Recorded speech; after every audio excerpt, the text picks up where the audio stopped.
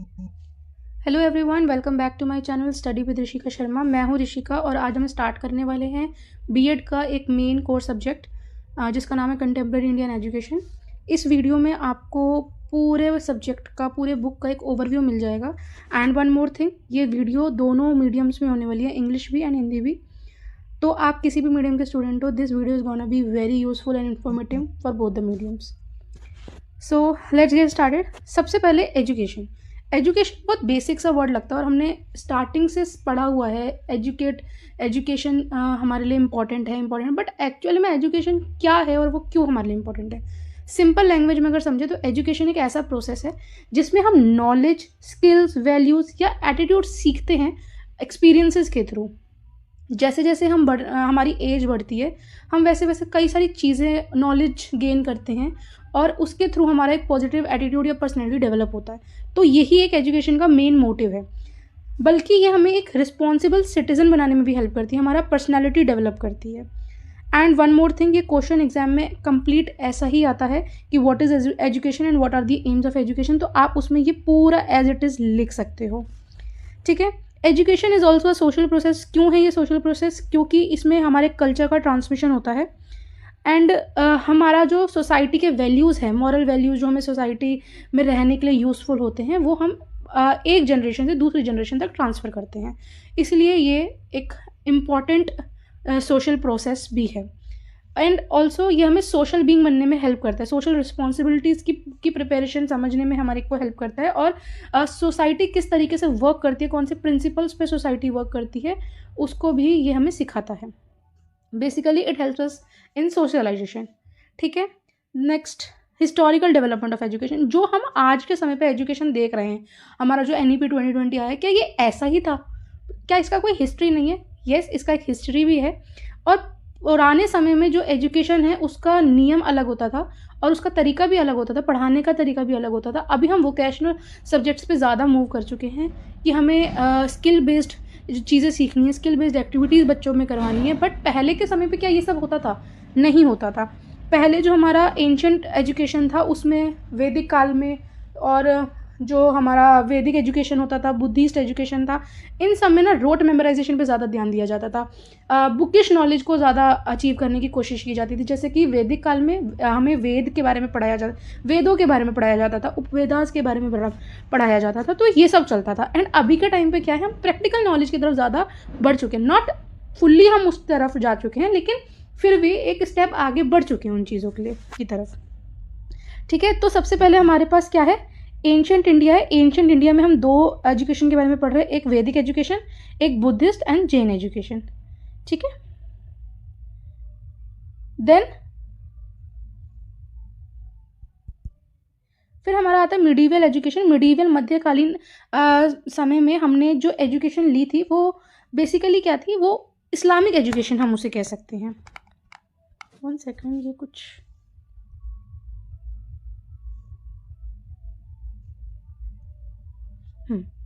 Then फिर British education में हमारे को इंग्लिश सब्जेक्ट पढ़ने पे ज़्यादा फोकस दिया गया। और जब आपका लॉर्ड मैकालेज मिनट था उसमें क्या था, इंग्लिश लैंग्वेज पे ज़्यादा फोकस था कि आपको इंग्लिश पढ़ना है। एंड उसी समय पे जब ब्रिटिश शासन चल रहा था तो ये भी हुआ था कि एंग्लिसिस्ट एंड ओरिएंटलिस्ट में लड़ाई हो गई थी, क्योंकि ओरिएंटलिस्ट के जो लैंग्वेज थी उसको बिल्कुल भी प्रायोरिटाइज नहीं किया जाता था, सिर्फ सारा फोकस जो था वो एंग्लिसिस्ट की लैंग्वेज पे ही था। तो उससे भी ये सारा चीज़ें जो हैं हमारी एजुकेशन अब जैसी है उसको इसने अफेक्ट किया था। देन कंटेम्प्रेरी पीरियड, अभी जो पोस्ट एजुकेशन का हमारा पोस्ट इंडिपेंडेंस के रिफॉर्म्स क्या क्या बने हैं, मॉडर्न एजुकेशन क्या बनी है, कौन कौन सी पॉलिसीज़ आई हैं अब के समय में, उसके बारे में हम पढ़ेंगे। तो yes, this video is gonna be very helpful and informative. आप इस वीडियो से ही आप एक अपना एग्ज़ाम को लिख सकते हैं, मतलब अपने लैंग्वेज में। एक बार अगर आप इस वीडियो को गो थ्रू कर लें, नोट्स देख लें, तो you can easily write on any of the topic in the subject according to your words in your own words, ठीक है। सबसे पहले हम स्टार्ट करते हैं वैदिक एजुकेशन। वैदिक एजुकेशन मैंने बताया पूरा मेनली बेस्ड ऑन वेदास, जिसको main source of knowledge consider किया जाता था। 4 वेद थे हमारे पास, ऋग्वेद, सामवेद, यजुर्वेद एंड अथर्ववेद। ये 4 वेदों की नॉलेज हमें दी जाती थी। एंड यस, वेद जो एक वर्ड है ये संस्कृत के विद वर्ड से डिराइव किया गया, जिसका मतलब होता है टू नो, जानना, किसी भी चीज़ को जानने का अर्थ होता है विद, तो उससे वेदास लिया गया है।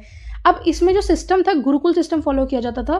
टीचर को गुरु बोलते थे एंड जो बच्चे थे उनको ब्रह्मचारीज बोला जाता था।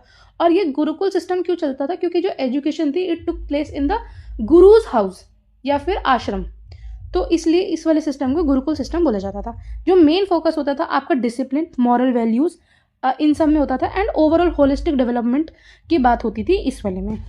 ठीक है, इसके मेरिट्स एंड डीमेरिट्स भी थे कुछ। एक तो फ्री एजुकेशन मिलती थी, अच्छे टीचिंग मेथड्स का यूज़ होता था, ऑलराउंड पर्सनालिटी डेवलपमेंट होता था, स्पिरिचुअल एंड मॉरल डेवलपमेंट होता था, और टीचर एंड स्टूडेंट के बीच में एक बहुत अच्छा पॉजिटिव रिलेशनशिप बिल्ड किया जाता था। बट साथ ही साथ इसके कुछ डीमेरिट्स भी थे। डीमेरिट्स ये थे कि बहुत ज़्यादा स्ट्रिक्ट एंड रिजिड इंस्ट्रक्शन थे, बच्चों को बोलने की आज़ादी नहीं थी, मतलब एकदम स्ट्रिक्ट ओबीडियंस फॉलो किया जाता था towards the teachers. And wrote memorisation, अभी मैंने थोड़ी देर पहले बताया था, आज के समय पे हम लोग प्रैक्टिकल नॉलेज पे ज़्यादा फोकस करते हैं, बट इस टाइम पे वैदिक काल में हम लोग रोट मेमोराइजेशन की तरफ ज़्यादा ध्यान देते थे कि हमने जो पढ़ाया है वो आपको ईजिली समझ आ जाए, और बोलने के माध्यम से ओरल टीचिंग मेथड यूज़ किया जाता था यहाँ पे। Then Buddhist system, 25 years ago Gautam Buddha establish the Buddhist, and ये जो बुद्धिस्ट मोनेस्ट्रीज, विहार, ये सब इस्टेब्लिश किए गए थे और यहीं पे एजुकेशन प्रोवाइड की जाती थी। स्टार्टिंग में बुद्धिज़्म के स्टार्टिंग में जो एजुकेशन थी सिर्फ बुद्धिस्ट को दी जाती थी, लेकिन धीरे धीरे ये अलग कास्ट के लोगों को भी देने लगे। ठीक है, इसका जो मेन एम जो इसका था वो ये था मोक्ष प्राप्ति। अब इन्होंने 3 आपको वो दिए, 4 ट्रुथ्स दिए कि आपकी ज़िंदगी में दुख है, दुख का रीज़न क्या है, और इसको एंड कैसे कर सकते हो, और इसको एंड करने के क्या क्या तरीके हो सकते हैं। इसको एंड करने के लिए इन्होंने 8 फोल्ड पाथ दिए। इन्होंने दुख बताया कि हमारे सबके जीवन में दुख है, इस दुख का कारण क्या है, हमारे डिज़ायर्स, हम जिस चीज़ की इच्छा रखते हैं, हमारे को बहुत सारी डिज़ायर्स फुलफिल करने की तमन्ना रहती है, तो ये सब जो हैं ये हमारे कॉजेज़ है, इस सफरिंग के, दुख के हमारे ये कॉजेज़ हैं। फिर इन सफरिंग्स को एंड करना, कैसे हम एंड कर सकते हैं, इन डिज़ायर्स को लेट गो करके, हमें इनको छोड़ना पड़ेगा, तब जाके हमारी जो ये सफरिंग है ये एंड होगी। और ये एंड करने के भी हमारे को पाथ बताए हैं बुद्धिज़्म में कि वो ये नोबल 8 फोल्ड पाथ को अगर आप फॉलो कर लोगे तो आपके जो सफरिंग है वो एंड हो सकती है, it can sees your suffering. Main ideas क्या हैं, फिजिकल डेवलपमेंट, मोरल डेवलपमेंट, ये सब तो है ही।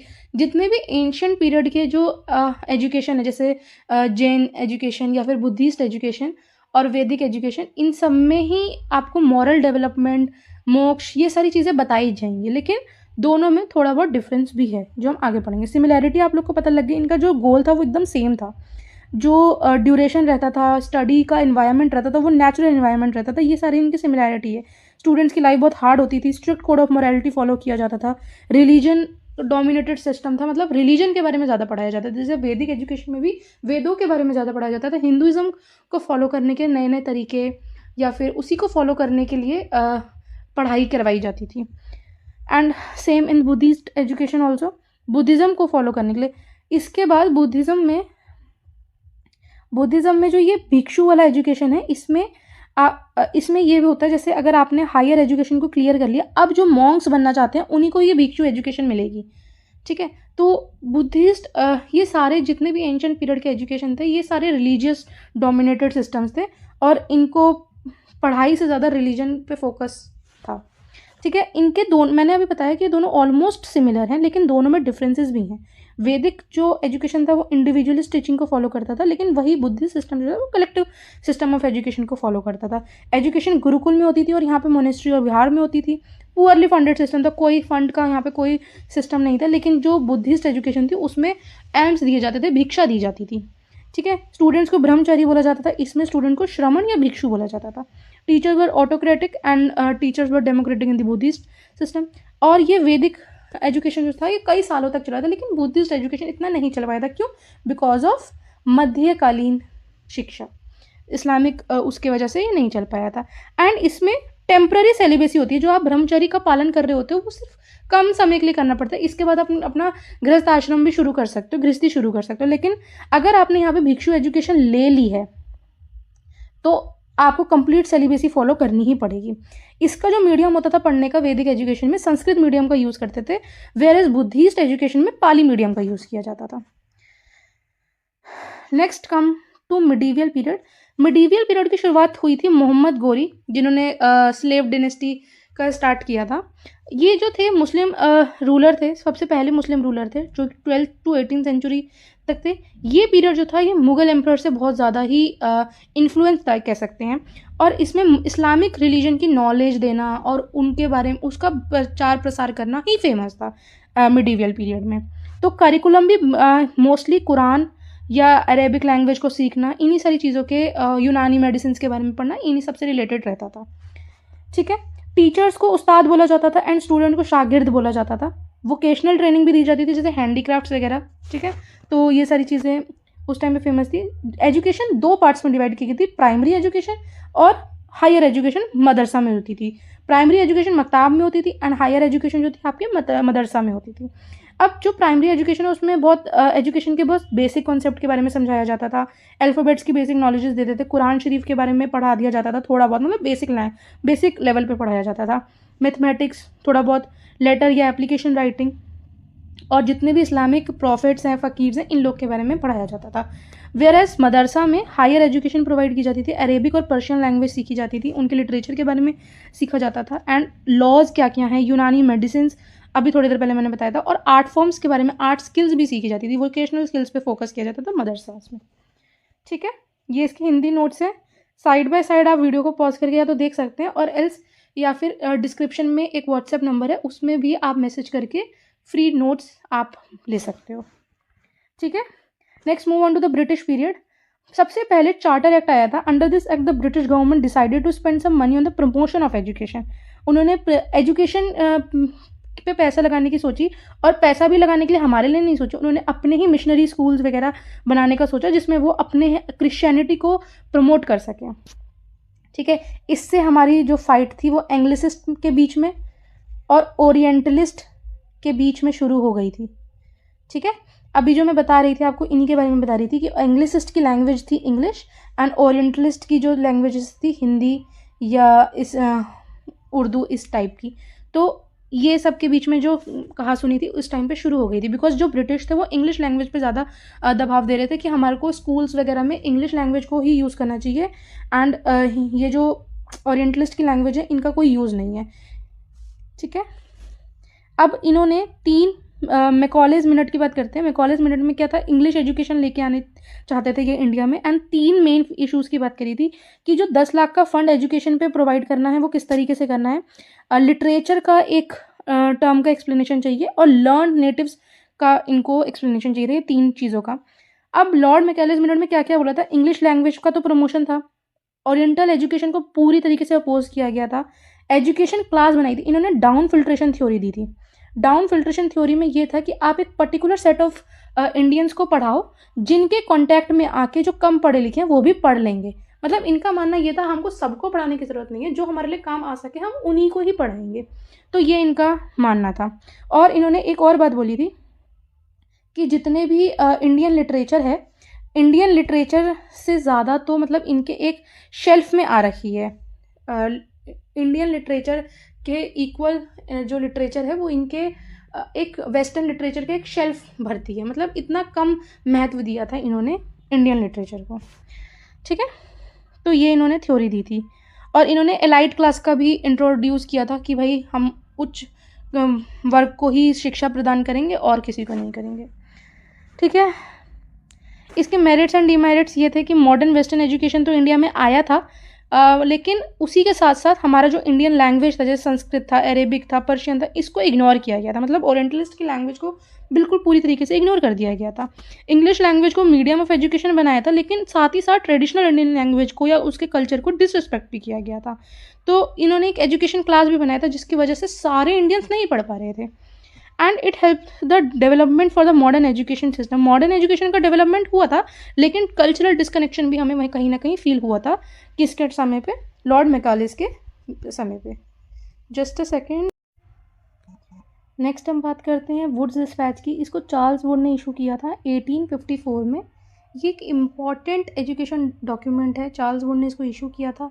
इसका मेन एम यही था कि इंडिया का एजुकेशन सिस्टम जो है उसको ऑर्गेनाइज करे और डेवलप करे।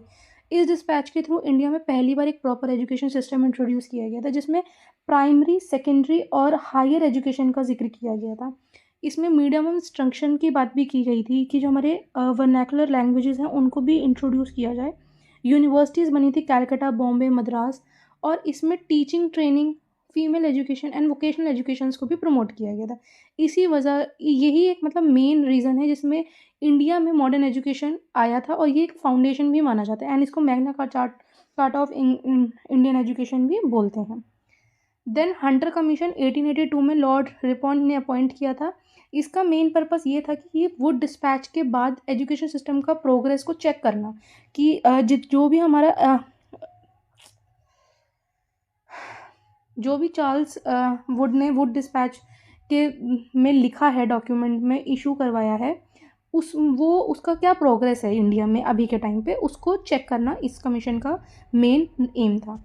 इस कमीशन ने स्पेशली प्राइमरी एजुकेशन पे फोकस किया था, और ये सजेस्ट किया था कि प्राइमरी एजुकेशन का कंट्रोल लोकल बॉडीज़ जैसे डिस्ट्रिक्ट बोर्ड या म्यूनिसिपैलिटीज़ के पास होना चाहिए, और इसमें भी आपका फीमेल एजुकेशन पे फोकस था। ठीक है, फीमेल एजुकेशन पे एंड प्राइमरी पे, इतना बस आपको याद रखना है। ठीक है। देन इंडियन यूनिवर्सिटी एक्ट, ये 1904 में लॉर्ड कर्जन के टाइम पे हुआ था। इसका जो मेन एम था यूनिवर्सिटीज़ की क्वालिटी और डिसिप्लिन को इम्प्रूव करना था। इस एक्ट के थ्रू गवर्नमेंट ने अब यूनिवर्सिटीज़ पे अपना कंट्रोल बढ़ा दिया था, और यूनिवर्सिटीज़ को अपने एफिलिएटेड कॉलेज को सुपरवाइज करने का पावर दे दिया था।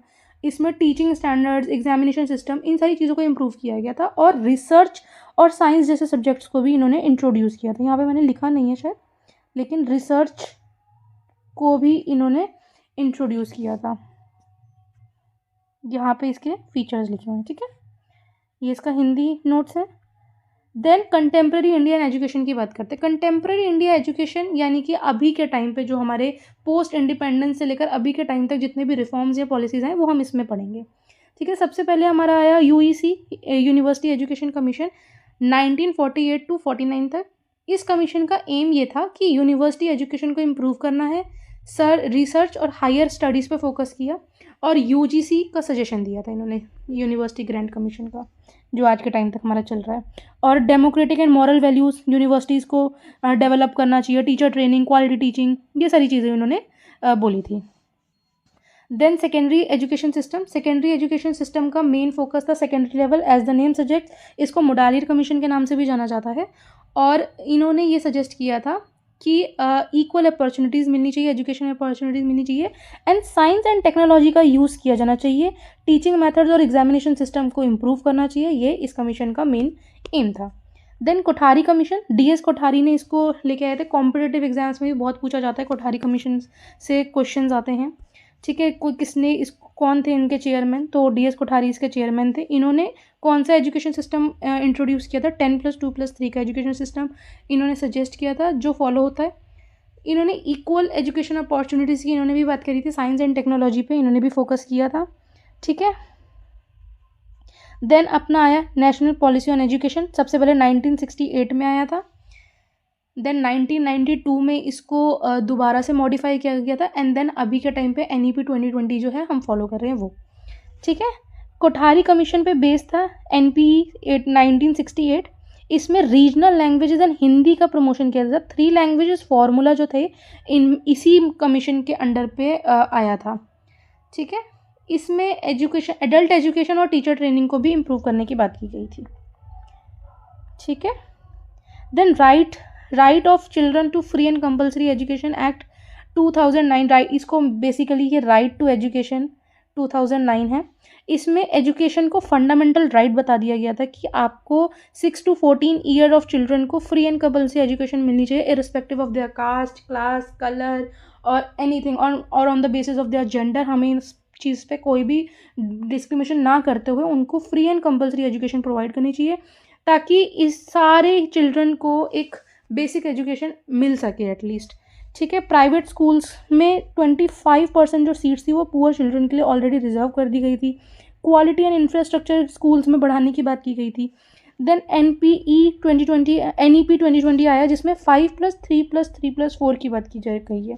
ठीक है, 5th क्लास तक, देन 8th क्लास तक, फिर ग्रेजुएशन के आगे लेवल। ठीक है। इसमें skill development, multi disciplinary learning की बात की गई है, मदर टंग का प्रमोशन हुआ है, technology, digital learning, subjects, vocational subjects, इन सारी चीज़ों को इम्प्रूव करने की बात की गई है इसमें। ये लेटेस्ट पॉलिसी है जो इंडियन एजुकेशन सिस्टम को मॉडर्न और फ्लेक्सिबल बनाती है। ठीक है। साथ ही साथ मदर टंग में भी टीचिंग पे फोकस दिया गया है कि किसी स्टूडेंट को अगर मदर टंग में एजुकेशन चाहिए तो उसको फुल राइट है वो उस चीज़ का भी। ठीक है, ज़रूरी नहीं है कि इंग्लिश ही उस पर थोपी जाएगी। ठीक है, ये सारे एजुकेशनल रिफॉर्म्स थे, बहुत सारे रिफॉर्म्स आए थे इंडिया में, जैसे करिकुलम अपडेट हुआ था।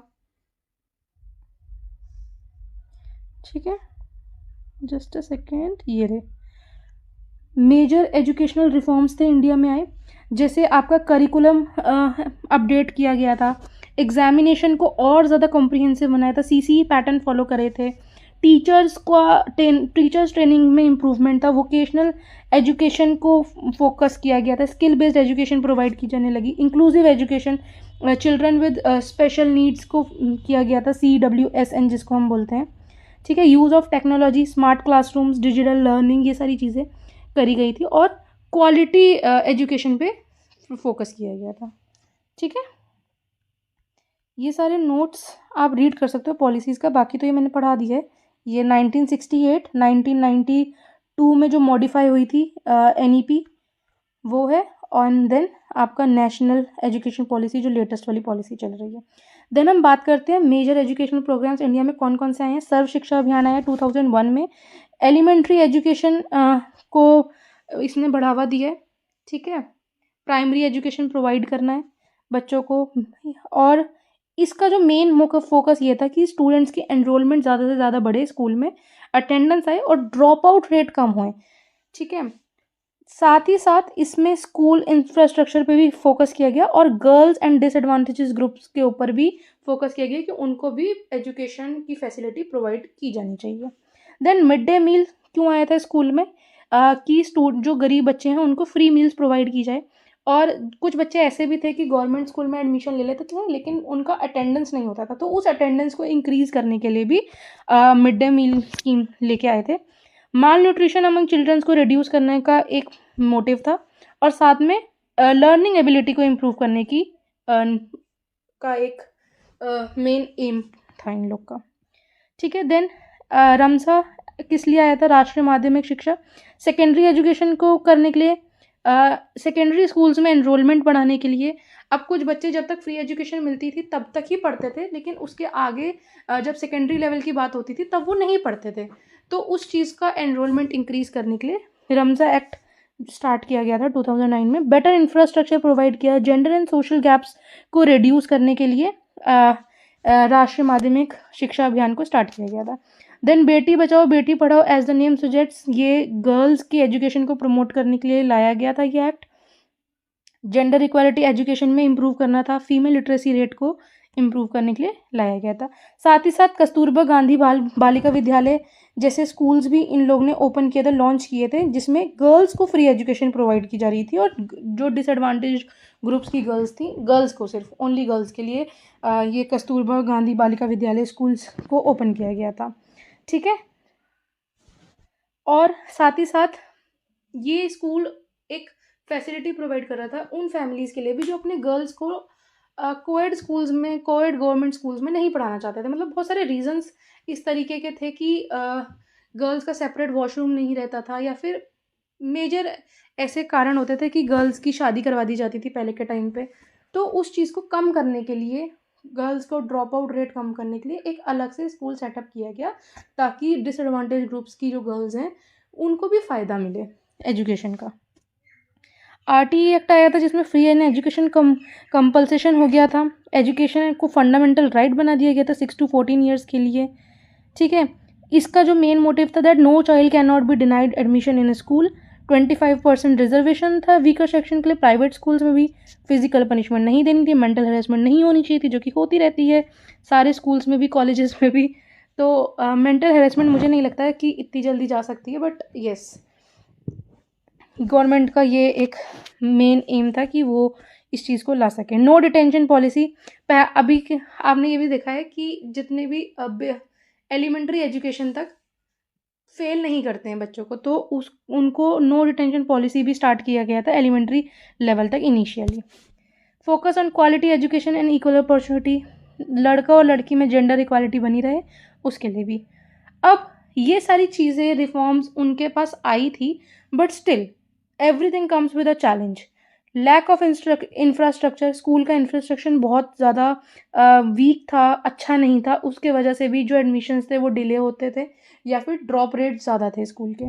शॉर्टेज ऑफ ट्रेन टीचर्स नहीं थी। अब उन्होंने डिजिटल लर्निंग जैसी चीज़ों को कर दिया था, लेकिन उसके लिए टीचर्स को भी तो ट्रेन करना है ना, तो टीचर्स को उतना ट्रेनिंग प्रोवाइड नहीं किया जाता था, तो वो भी एक ट्रेन टीचर्स का शॉर्टेज था। Unequal access to education in rural and remote areas, rural areas में अभी भी गवर्नमेंट स्कूल्स का या फिर कस्तूरबा बालिका विद्यालय, इन सारी चीज़ों का इतना ज़्यादा चलन नहीं चला था।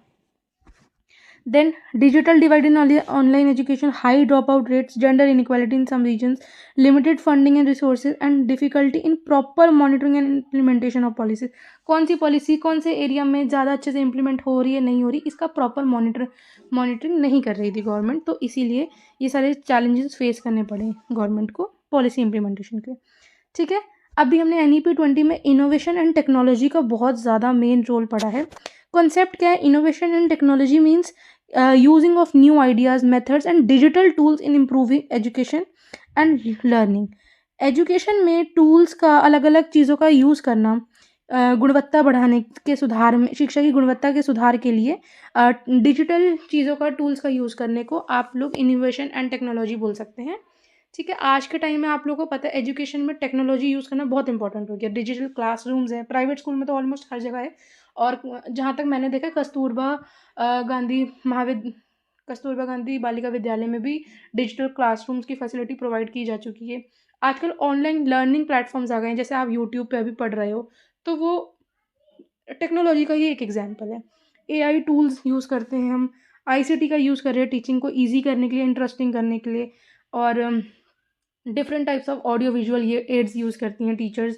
बच्चों को एक बहुत डिफ़िकल्ट सा टॉपिक ईजिली प्रेजेंटेशन के थ्रू समझाते हैं। ठीक है, तो ये सब एक टेक्नोलॉजी के एग्जांपल्स हैं, लेकिन इनके साथ साथ इनमें कुछ ना कुछ बाधाएं भी आई थी, जैसे कि डिजिटल डिवाइड।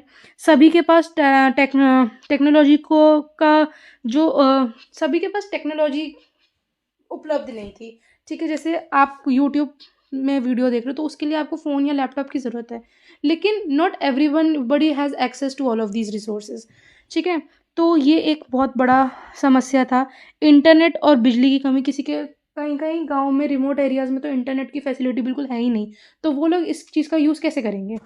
ठीक है, शिक्षकों में तकनीकी ज्ञान की कमी, अभी मैंने बताया था ट्रेन टीचर्स की बहुत ज़्यादा ही डाउनफॉल चल रहा है, तो उन डाउनफॉल चल रहा था। अब तो टीचर्स ने भी कोविड के बाद अडेप्ट करना शुरू कर दिया है कि हाँ ये सारी टेक्नोलॉजी, बट स्टिल आप लोग देखेंगे कई गवर्नमेंट स्कूल्स में कई जगहों पे अभी वो टीचर्स एकदम अनअवेयर हैं बहुत सारी टेक्नोलॉजीज को लेके, तो ये एक बहुत बड़ा वो है। ग्रामीण क्षेत्रों में संसाधनों की कमी थी, रिसोर्सेज की कमी एक बहुत मेजर चीज़ है जो कि गवर्नमेंट हर तरीके से मॉनिटर नहीं कर सकती है। तो बस यही सारी चीज़ें। ICT के टाइप्स कौन कौन से? डिजिटल कक्षाएं, digital classrooms, learning platforms, mobile learning, स्वयं एंड MOOC करके जो कोर्सेज चले हैं वो, जूम, गूगल मीट, ये सारे वीडियो कॉन्फ्रेंसिंग, जैसे आप ऑनलाइन क्लास लिए थे आपने कोविड में, तो वो ऑनलाइन लर्निंग का ही एक एग्जाम्पल था। ठीक है, और अब तो हमारा AI भी आ चुका है, तो ये सारे इम्पॉर्टेंट चीज़ें हैं। ठीक है, next move on to yoga skills and life cycle. ये एक लास्ट टॉपिक है इस पूरे वीडियो का। ये एक ऐसा टॉपिक है, इसमें आप खुद से भी लिख सकते हो, तो इसलिए मैंने इसको शॉर्ट में थोड़ा सा यहाँ पे लिखा है। लाइफ स्किल्स एक ऐसी स्किल्स हैं, एक ऐसी एबिलिटीज़ हैं जिसमें आप अपनी लाइफ के चैलेंजेस को, डेली चैलेंजेस को बहुत इफेक्टिवली डील कर सकते हो। ठीक है, आपका कम्युनिकेशन स्किल, जैसे अगर आप कहीं पे इंटरव्यू के लिए जा रहे हो तो वहाँ पे आपकी कम्युनिकेशन स्किल काम आएंगी। आप किस तरीके से बातचीत कर रहे हो, किस तरीके से रिस्पॉन्ड कर रहे हो, तो that will be a useful thing. तो उस चीज़ को डेवलप करना ये लाइफ स्किल के अंदर आता है। डिसीजन मेकिंग स्किल्स, डिसीजन लेना, प्रॉब्लम सॉल्व करना, critical thinking, emotional management, social skills, ये सब आपके लाइफ स्किल्स में आता है। योगा स्किल्स का मतलब होता है ऐसे प्रैक्टिसेस जो बॉडी, माइंड, इस सोल के बीच में बैलेंस क्रिएट करता है। योगा हमें फिजिकली एंड मेंटली फिट करता है, इमोशनली काम भी करता है और स्ट्रांग भी बनाता है। अब योगा की ज़रूरत क्या है, ये आई डोंट थिंक मुझे बताना चाहिए, क्योंकि बताने की कोई नीड है, क्योंकि आजकल के लाइफ में योगा का वैसे ही बहुत महत्व हो गया है। आप कहीं भी देखोगे तो ऑनलाइन भी फिट होने के लिए या फिर मेंटली एंड इमोशनली फिजिकली तीनों तरीके से फिट होने के लिए आपको बहुत सारे वीडियोस गाइड्स मिलते ही रहते हैं। ठीक है, ये इन सब की नीड क्यों है? इसलिए क्योंकि आजकल की जो लाइफ है बहुत ज़्यादा हेक्टिक है। आपको अपने माइंड को स्टेबल रखने की बहुत ज़्यादा ज़रूरत है। इसलिए योगा को बहुत वो मिल रहा है, आज के समय में बहुत महत्व मिल रहा है, आप कह सकते हो। योगा से फिजिकल हेल्थ भी इम्प्रूव होता है। आप मेडिटेशन करते हो, उससे आपकी stress, anxiety and stability improve होती है। माइंड आपका काम होता है, पीसफुल रहता है, कंसंट्रेशन भी इम्प्रूव होती है, पॉजिटिव थिंकिंग डेवलप होती है, साथ ही साथ डिसिप्लिन और हेल्दी लाइफस्टाइल आता है। तो जो आजकल का स्ट्रेसफुल लाइफ है उसमें योगा एक्चुअल में बहुत ज़रूरी हो गया है। ठीक है, आप अगर आपके उसमें ये आ जाता है तो आप डिफरेंट टाइप्स ऑफ आसन्स इसमें लिख सकते हो कि हाँ, जो डिफरेंट टाइप्स ऑफ आसन्स है, प्राणायाम है, आसन है ना, अ, उनके बारे में आप मेंशन कर सकते हो इसमें। ठीक है, so that is it for today's video guys. अगर कोई भी डाउट है आप लोग को किसी भी चीज़ में, किसी भी टॉपिक में, तो लिख सकते हैं कमेंट बॉक्स में आप लोग। मैं कोशिश करूँगी कि मैं उस चीज़ को सॉल्व करूँ। ठीक है, एंड अगर आपको ये वीडियो पसंद आई तो प्लीज़ इस चैनल को सब्सक्राइब कर दीजिए, बेल बटन को क्लिक कर दीजिए कि कोई भी इम्पोर्टेंट वीडियो आए तो आप तक आ जाए, और शेयर कीजिए अपने दोस्तों के साथ जिनको इस वीडियो से थोड़ा भी फ़ायदा हो सकता है। एंड अगर आप इस वीडियो को लाइक करेंगे तो मुझे भी मोटिवेशन मिलेगा कि मैं और भी सब्जेक्ट्स पे वीडियोस बनाऊँ। Thank you guys for watching, meet you in the next video.